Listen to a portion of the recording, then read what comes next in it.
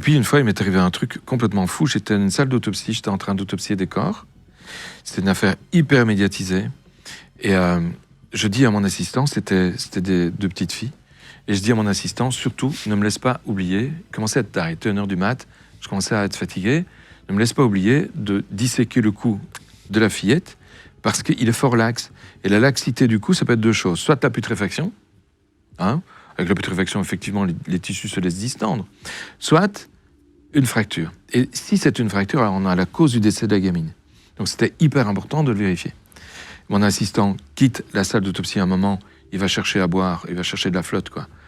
En face, en fait, la salle d'autopsie, elle est séparée, le bloc où se trouve la salle d'autopsie, le bâtiment, est séparé du bâtiment de la médecine légale par un parking. Donc tu traverses le parking, tu es en médecine légale. Il va chercher de l'eau, il revient. La radio fonctionnait. Il entend à la radio les journalistes qui annoncent qu'on a découvert la cause du décès des filles. Elles ont eu la colonne fracturée. Je ne l'avais jamais dit que c'était ça. J'ai lâché en salle d'autopsie, il y avait des policiers. Il y avait nous, il n'y a personne d'autre.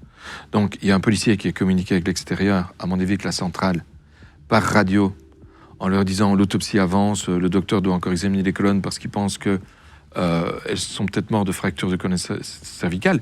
J'imagine que c'est ça.